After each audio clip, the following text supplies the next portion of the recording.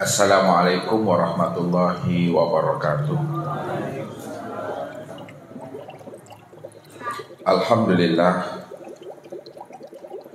Alhamdulillahilladzi arsala rasulahu bil huda wa dinil haqq liyuzhirahu 'ala ad-dini kullihi arsalahu basyiran wa nadhira wa da'iyan ila Allahi bi idnihi wa sirajan munira. Asyhadu an la ilaha illallah wahdahu la syarika lah wa asyhadu anna Muhammadan abduhu wa rasuluhu la nabiyya ba'da. Wa qala Allah ta'ala fil Qur'anil Karim, a'udzu billahi minasy syaithanir rajim, bismillahirrahmanirrahim. Inna a'tainakal kautsar fasholli li rabbika wanhar inna shani'aka huwal abtar. Shadaqallahul azim. Bapak Ibu, saudara-saudara dan anak-anak kami jamaah tauhid yang dirahmati Tuhan. Kurban atau ibadah kurban merupakan salah satu ibadah dan sekian banyak macam ibadah yang Allah fardukan kepada kita. Maka ibadah kurban ini salah satu ibadah untuk taqarruban ilallah, mendekatkan diri kepada Allah Subhanahu wa ta'ala, yaitu dengan cara melakukan penyembelihan hewan ternak pada hari raya Idul Adha tanggal 10 Zulhijjah, lalu diiringi pada hari Tasrik, yaitu pada tanggal 11, 12, dan 13 Zulhijjah. Ibadah kurban ini, Bapak Ibu,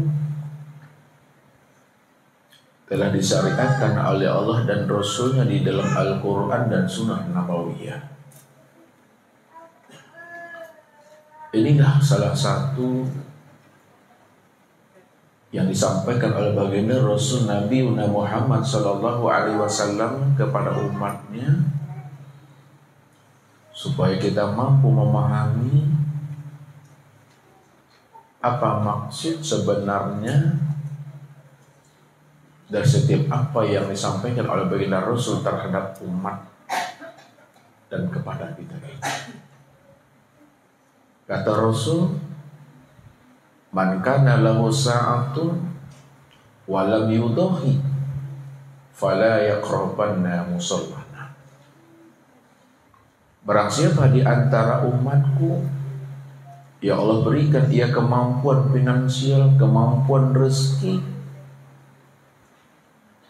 untuk bisa berkorban tahun ini,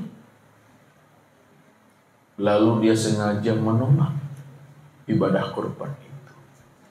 Dia enggan untuk menunaikan ibadah kurban yang diperintahkan oleh Rasul kepada umat ini. Fala yaqrabanna musallana. Maka janganlah ia mendekati tempat musala kami. Dari hadis ini, maka ulama-ulama, khusus ulama Hanafiyah, mereka mengatakan bahwa ibadah kurban itu bagi orang-orang yang mampu, bagi orang-orang yang telah memiliki kecukupan dirinya untuk berkurban, maka wajib hukumnya kalau dia mampu untuk menunaikan ibadah kurban. Tapi kalau kita sengaja menghindar dan menolak untuk menunaikan ibadah kurban, padahal kita mampu untuk menunaikan ibadah kurban itu, maka disitulah bagian Rasul menjelaskan fala taqrabanna musallana.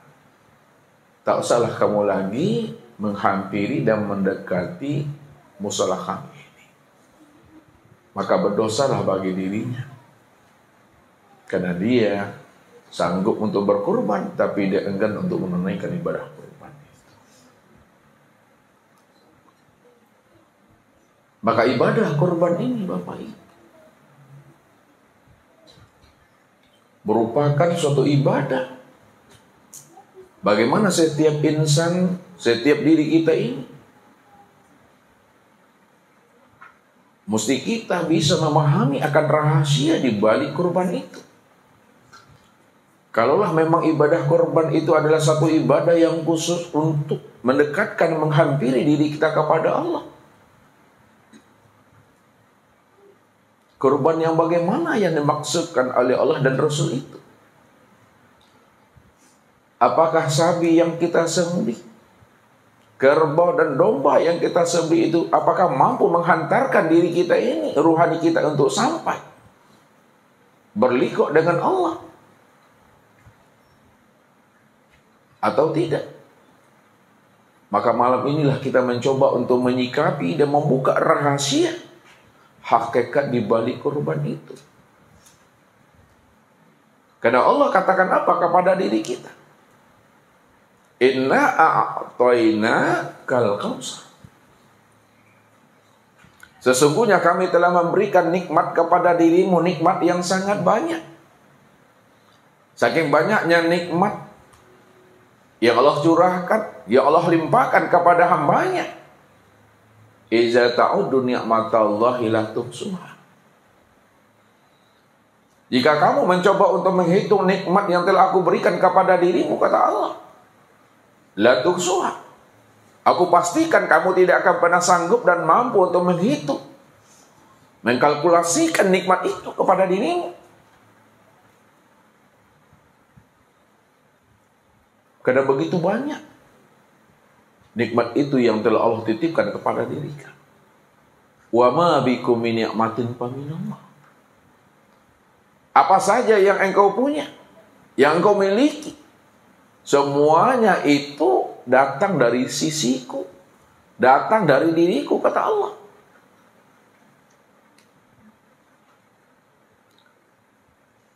Karena begitu banyaknya nikmat dan rezeki serta karunia yang Allah berikan kepada diri kita. Andai kata pun kita Bapak Ibu pandai mensyukuri atas nikmat yang Allah berikan kepada diri kita,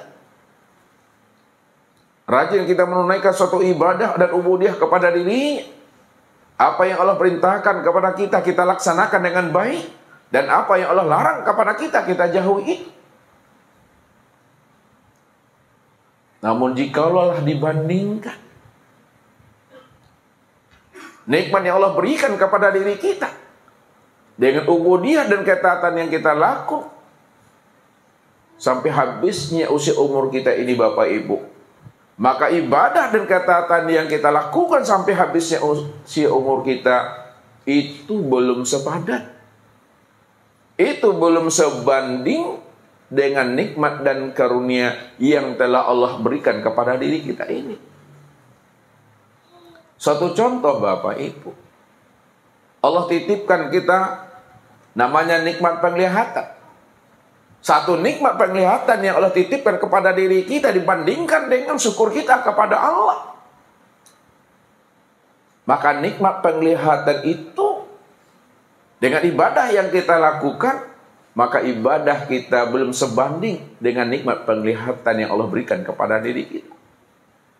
Belum lagi namanya nikmat pendengaran, belum lagi namanya nikmat penciuman, nikmat lisan, nikmat akal, belum lagi namanya nikmat iman. Begitu banyak nikmat-nikmat dan karunia yang telah Allah limpahkan kepada diri kita. Maka sebagai bentuk syukur kita kepada Allah, maka Allah suruh kita ini untuk menunaikan ibadah sholat. Fasholli li rabbika. Maka dirikanlah sholat itu untuk aku, kata Allah. Jadi ibadah yang kita lakukan, ketaatan yang kita perbuat, betul-betul ibadah dan ketaatan yang kita lakukan dan kita perbuat itu hanya untuk Allah seorang saja. Jangan ada niat di dalam niat, Bapak Ibu. Kalau kita beribadah ada niat di dalam niat, maka apa yang kita niatkan di dalam niat itu, maka itulah yang menjadi sembahan kita. Itulah yang menjadi Tuhan kita. Sedangkan Allah hanya sebagai perantara atau wasilah untuk sampainya hajat dan niat kita itu.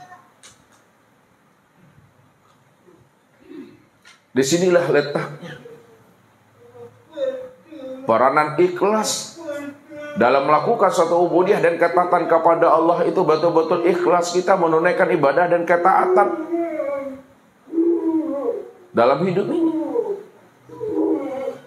Sehingga ibadah yang kita lakukan itu tidak lagi kita gantungkan dalam ingatan kita. Ibadah yang kita perbuat itu tidak lagi kita ikat pada lisan kita. Semuanya kita serahkan kepada Allah seutuhnya. Inilah komitmennya seorang hamba.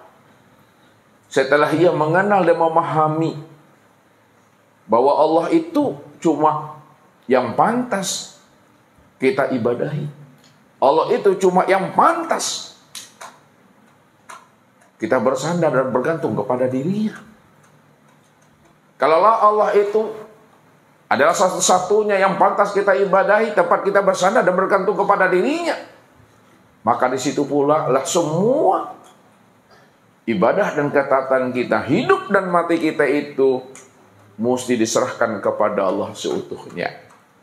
Ini yang kita ungkapkan dalam perasaan batin kita ini kepada Allah.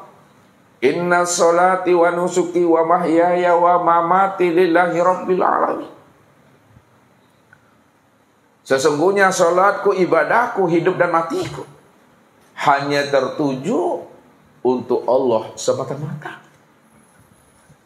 Jadi tidak ada yang lain yang kita tuju selain Allah, Bapak Ibu.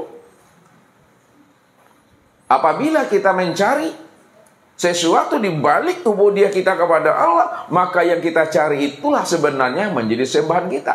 Yang kita cari itulah sebenarnya menjadi Tuhan kita. Sementara Tuhan kita hanya sebagai wasilah saja. Inilah yang dikatakan ibadah yang hampa, ibadah yang percuma dan sia-sia. Wa hum yahsabuna annahum yuhsinuna sun'a. Kamu mengira dan menyangka telah melakukan ubudiyah dan ketaatan kepada aku. Kamu telah mengira, kamu telah mempersiapkan amal yang terbaik untuk aku. Padahal kamu sudah tertipu dengan diri dan amalmu sendiri. Tapi kamu tidak menyadarinya, kata Allah. Maka jadikanlah Allah itu menjadi orientasi kita dalam beribadah. Jadikan Allah itu menjadi tujuan kita dalam beribadah. Sehingga apapun yang kita lakukan betul-betul dengan hati yang ikhlas itu, Bapak Ibu. Maksudnya apa? Andai kata pun Allah tidak menjanjikan sesuatu pahala dan surga bagi diri kita, apakah tidak pantas Allah itu kita ibadati? Apakah tidak pantas Allah itu kita katakan sebagai Rabb dan Tuhan kita?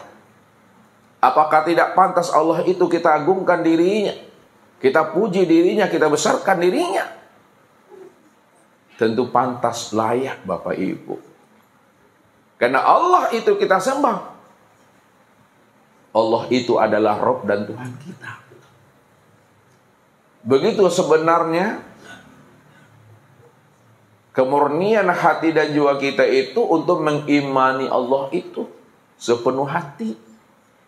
Jangan ada udang di balik bakwan, jangan ada udang di balik batu, Bapak Ibu. Jangan ada nih di dalam nih.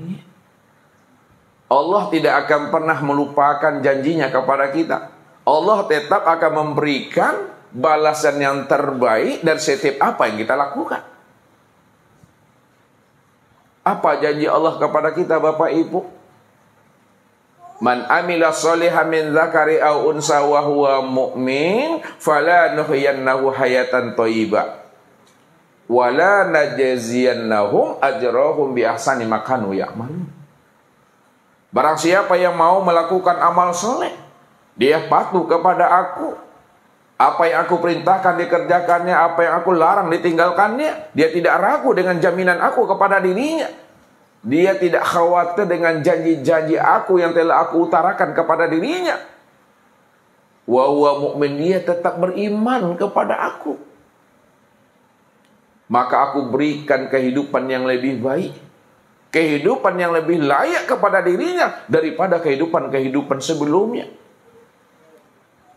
Aku mudahkan urusan hidupnya. Aku angkat derajat dan maqamnya. Dimudahkan Allah lisan kita ini untuk berzikir dan ingat akan dirinya. Dimudahkan Allah kalbu kita ini untuk bermahabbah kepada dirinya. Dan Allah mudahkan rohani kita untuk bermusahadah dengan diri. Ketika itu apa kata Allah? Wala najziyannahum ajrahum bi ahsani ma kanu ya'malun. Ingat kata Allah, aku akan memberikan balasan yang terbaik dari setiap apa yang kamu lakukan. Allah memberikan balasan yang terbaik dari setiap apa yang kita perbuat. Itu artinya apa? Sebesar zarah kebaikan kita tidak pernah Allah lupakan. Tetap Allah beri ganjarannya, fama ya'mal misqala dzarratin khairan yarah. Andai kata pun Bapak Ibu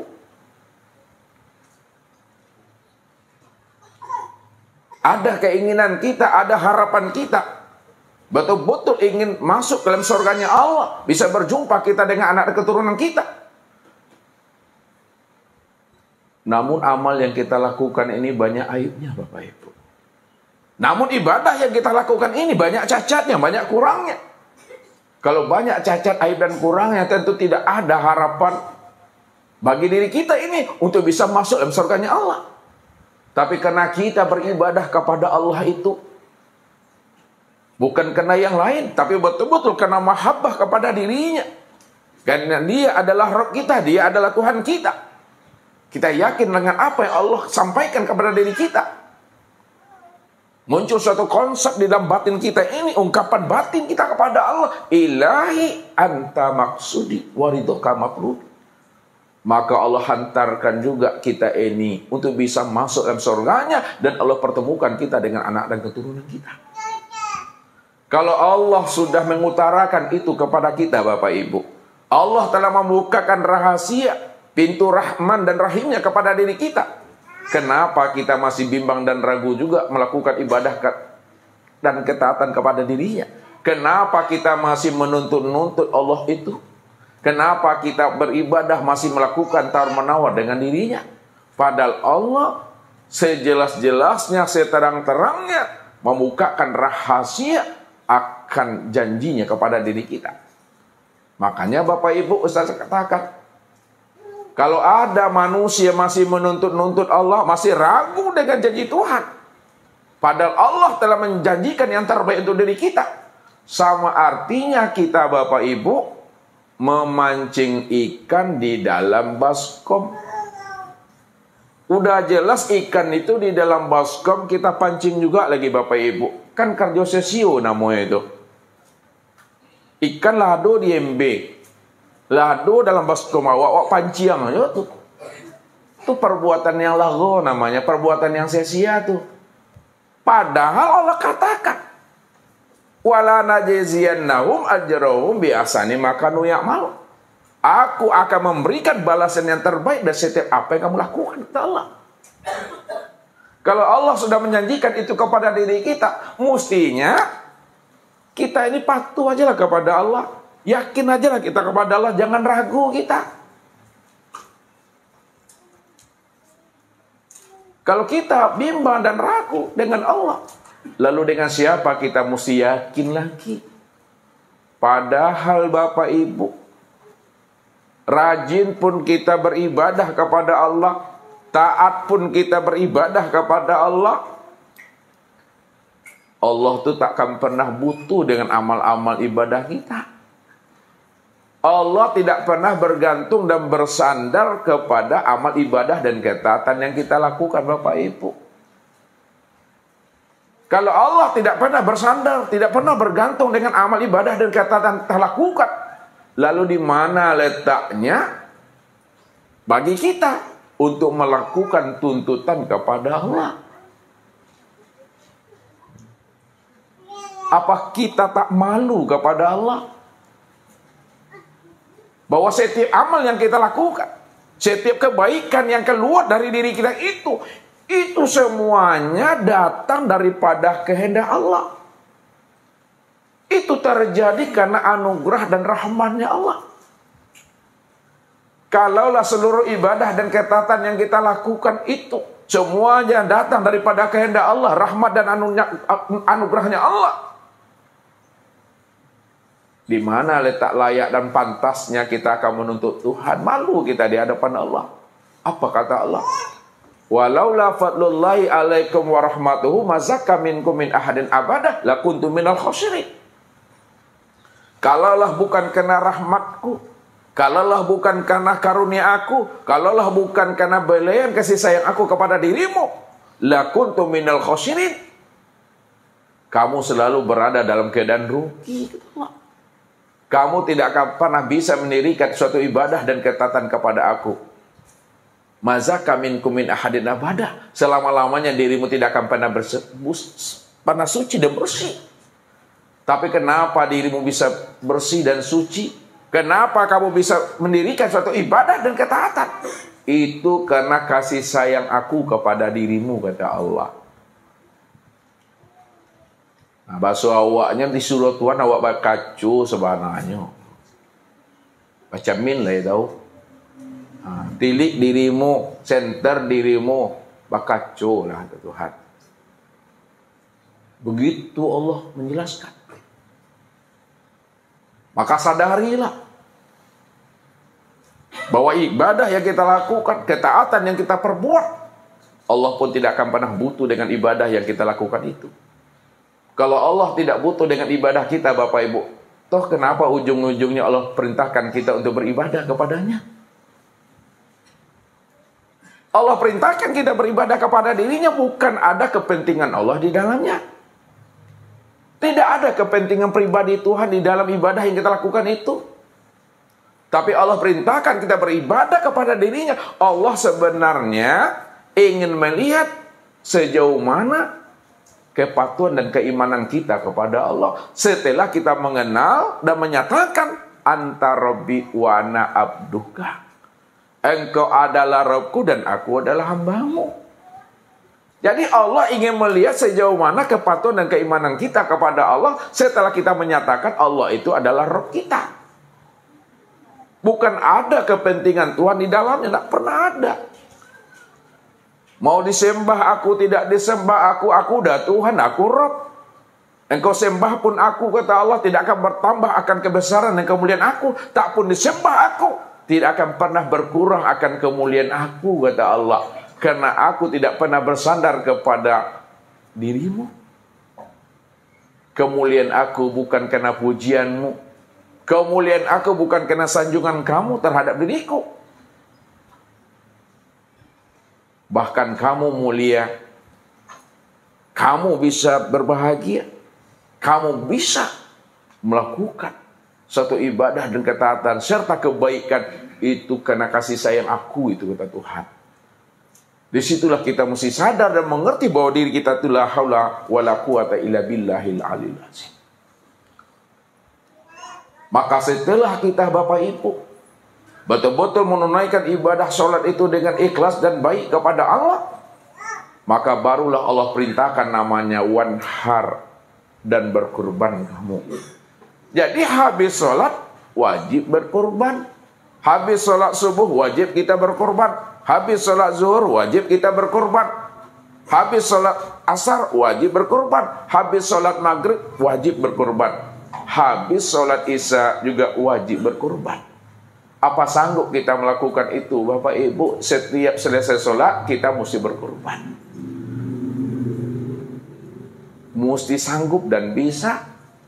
Maka malam ini kita akan buka rahasianya bagaimana Bapak Ibu mampu dan sanggup berkorban setelah selesai sholat sampai habisnya usia umur kita ini. Inilah yang akan kita jabarkan malam ini tentang rahasia ibadah kurban secara zahir dan secara batin.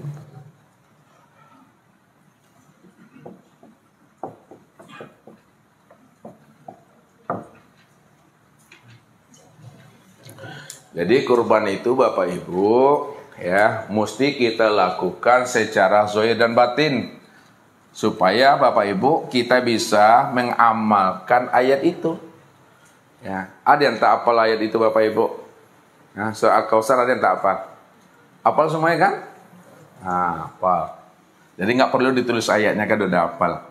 Jadi kurban secara syariat, kemudian kurban secara hakikat.